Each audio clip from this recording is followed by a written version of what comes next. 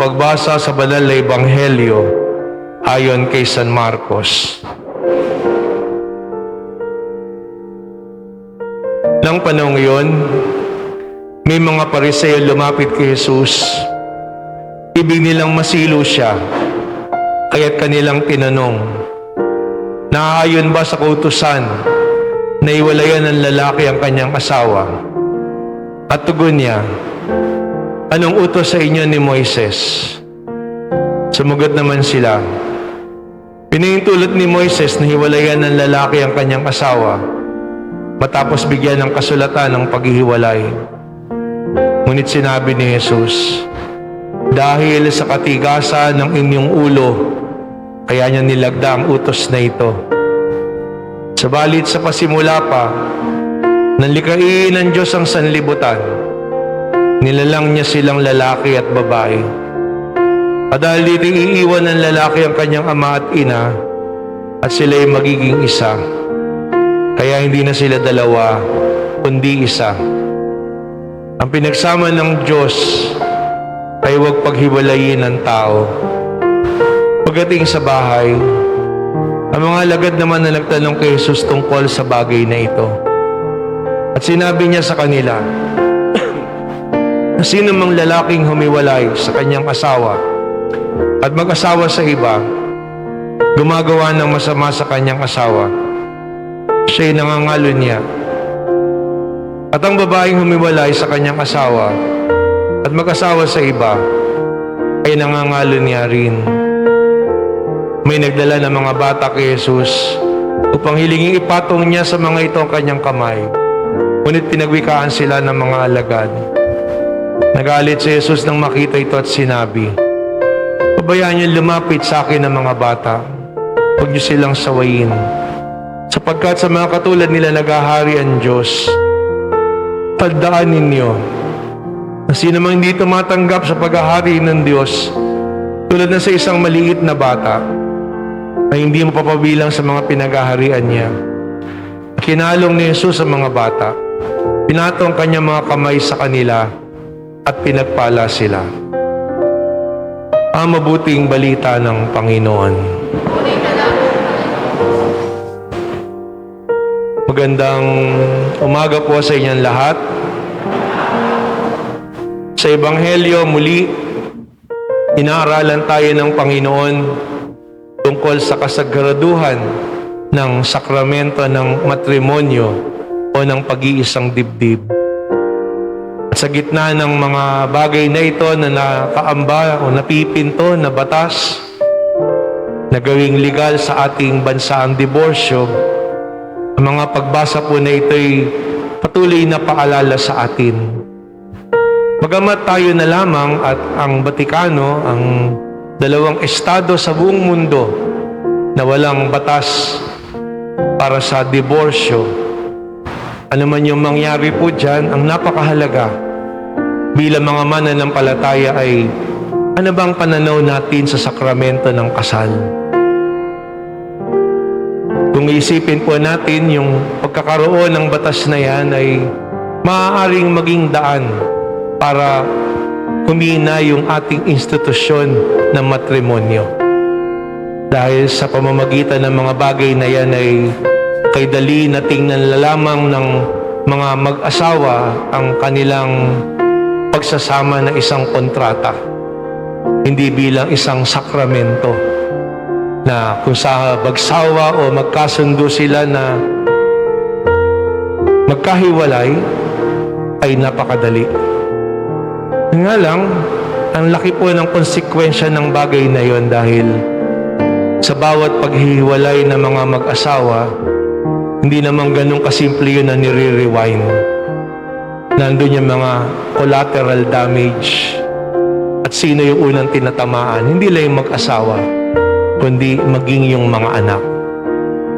May mga kaso ng paghihiwalay na pinahintulutan pero hindi po sa anggulo ng diborsyo. Na kung sakali na ang pagsasama ng mag-asawa ay meron talagang depekto, meron talagang problema sa isip, meron talagang pananakit, meron mga bagay na hindi dapat mangyari. Kaya nga, maski po sa ating simbahan, meron tayong proseso na tinatawag na annulment. Na kung saan ay sinasabi na yung kasal ay nawalan ng bisa mula sa simula. Dahil dun sa kakulangan ng isa sa mga tao na nandoon. Kaya, nandyan po lahat ng yan. Gayunpaman, di po nangangahulugan na ang lahat ng pagsasama ng mag-asawa ay perpekto. Na kadaling sabihin na lang gaya nung panahon ng Panginoon, hindi nagustuhan yung luto ng ulam, bigyan mo ng kasulatan ng diborsyo, pwede mo na hiwalayan. Walang pinag-ibayan ngayon na makita mo magpapakasal sa Las Vegas, malalasing, nagpakasal, kinabukasan nahimasmasan, sino tong katabi ko, natauhan, o iniwan na uli, divorce. Hindi po ganun. Para sa atin ng mga mananampalataya, hindi ka nagpapakasal na iniisip mo, lolokohin ka lang ng asawa mo pagkaraan. Diba? Pagka nagpapakasal, tinatanong mo, iniibig mo ba talaga ako? Mahal mo ba talaga ako? Sasamahan mo ba talaga ako habang buhay? Aalagaan mo ba kahit ako may sakit? O uunawain mo ba ako kung ako magkukulang? Siraulo ka na lang talaga kung yung pakakasalan mo sasabihin, kailan tayo magdi-divorce? After 10 years? Dito pumapasok po yung ano ba talaga yung pag-ibig at pananampalataya sa puso natin? Kaya nga dito sa Ebanghelyo, tinuntun ng Panginoon ang pagsasama ng mag-asawa mula sa simula. Dahil yun yung mahalaga. Nilikha ng Diyos ang tao, lalaki at babae. Kung kaya iiwan ng lalaki ang kanyang ama't ina at magsasama sila ng kanyang asawa at sila'y magiging isa. At maliwanag, ang pinagsama ng Diyos, huwag paghiwalayin ng tao. Hindi po madali ang buhay pag-aasawa. Sabihin nyo, paano nyo nalaman, Father, wala naman kayong asawa? Bakit? Hindi naman kami nalaglag mula sa langit.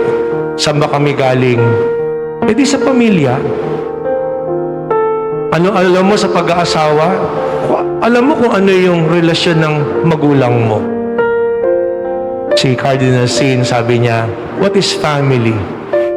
In the family, sabi niya, Father, Mother, I love you. Yun po yung pakahulugan niya. Father and Mother, I love you. Pamilya.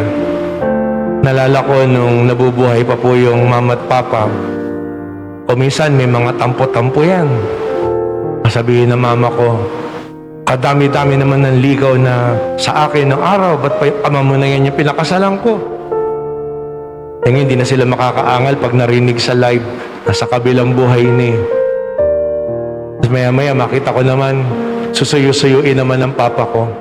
Kinabukasan naman, mabait naman yung ama mo. Kaya naman mahal ko. Sabi ko, ano po talaga? Ang relasyon po ng mag-asawa hindi perpekto. Kung merong magbubuklod, yun ay walang iba kundi ang pag-ibig. At nakaugat yun sa Diyos. Isang lumang kwento na naalala ko dati, pag nag-asawa, ang biro nila, mayroong mga bagay na nawawala. At siguro maalala niyo yung kwento na yun. Pag nag-asawa, so ano yung unang mawawala daw? Yung letter A. So pag nawala yung letter A doon sa asawa, ano yung matitira? Sawa. Imagine mo, kung nang dati nananabi ka lang, pasulyap-sulyap, patingin-tingin, patakas-takas na dalaw.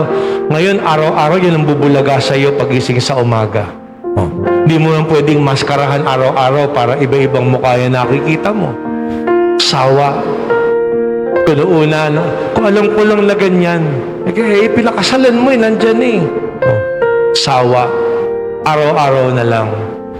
Pero yung iba daw, pag minalas-malas, yung sawa, hindi naging sawa, naging sawa. Ano una, sinusuyo-suyo ka, nung huli, nasasakal ka na.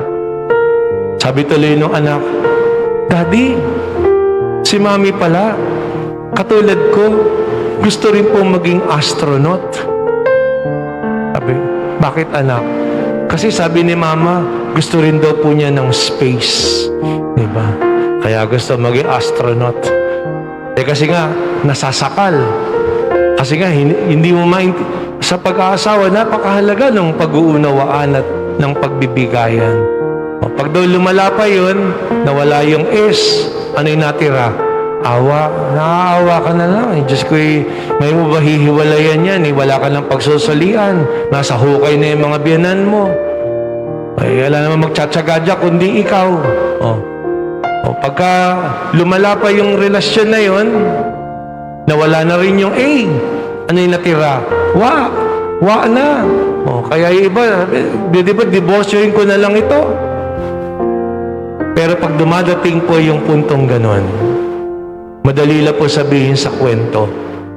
Huwag natin kalimutan yung naunang 3 salitang letrang nawala. Pag dumating na parang wa na, huwag natin kalimutan yung unang 3 letra. At ano po yun? Yung ASA. Huwag tayong mawala ng pag-asa. Kasi sa pagsasama ng mag-asawa, hindi lang naman po yan kayong dalawa. Sa pagsasama ng mag-asawa, lagi nating alalahanin, laging 3. Hindi po yan yung mga agaw ng asawa. Yan kasi yung telenovela ng Pilipino Kundi mga naghihiyawan, nagsasampalan, o kaya nag-aagawan na asawa. Ano po yung pangatlong partido? Yun ang Panginoon. Lagi pong nandun. There's always a third party, and that is God. Na hindi man perpekto ang lalaki at babae, ang pamamagitan ng Diyos ang siyang magpapagindapat sa kanila. Kaya nga ang pag-ibig na inihahandog ng lalaki at babae sa isa't isa ay hindi pag-ibig na nakaugat lang sa kanilang laman. Dahil nagkagayon, inibig mo lang yan kasi maganda o sexy. Inibig mo lang yan kasi makisig o gwapo. Hindi naman araw-araw o hindi naman habang panahon ganyan. Dadating yan, charismatic na din. Siksik, liglig, umaapaw. O diba? Dati, coke solo pa yung katawan. Ngayon 5 gallon na mineral na. Hindi naman yan ang minahal mo. Kahit ano man yung itsura ng bawat isa sa atin pagtanda o paglipas ng panahon, ang napakahalaga ay yung pag-ibig na namamagitan sa atin. At yun ang pag-ibig na inihahandog natin sa bawat isa. Ang pag-ibig ng Diyos. Kaya magsusumikap tayong maging tapat. Magsusumikap tayong maging wagas sa ating pagmamahal.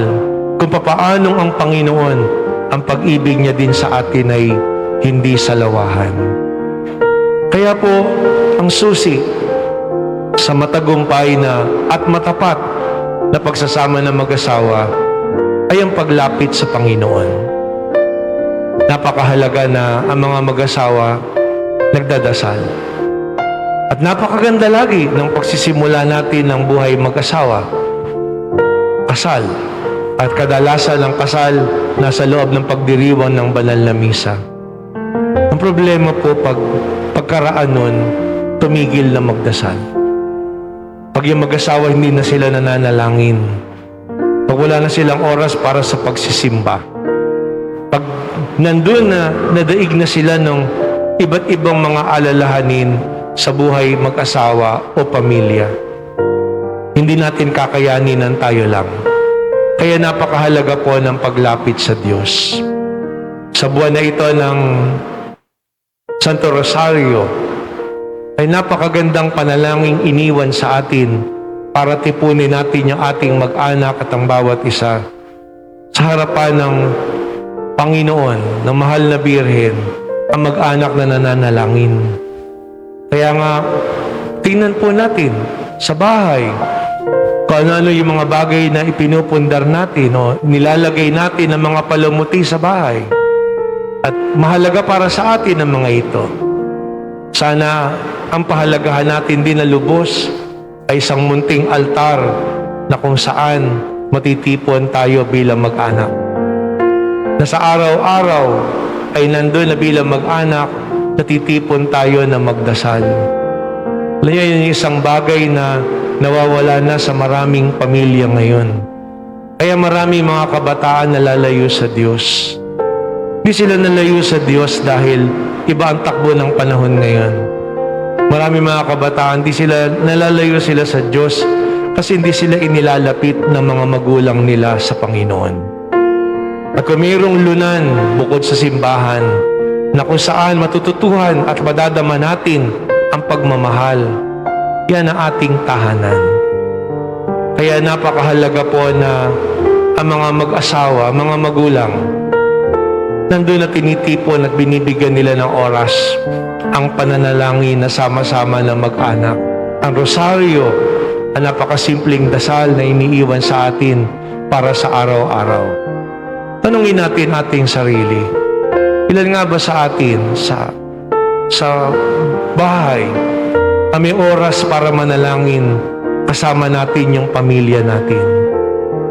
Huwag natin linlangin yung kaisipan natin sa panahon natin ngayon na kasi traffic, kasi busy, kasi maraming ginagawa.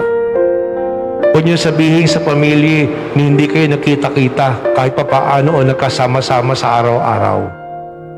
Pero kahit sabihin natin dumating yung panahon na yung mga anak niyo nasa Maynila o nasa ibang lugar dahil may pamilya o nag-aaral, hindi tayo pwedeng pigilan ng pagkakataon para magdasal. Anong ginagawa ng live o anong ginagawa ng sama-samang disposisyon.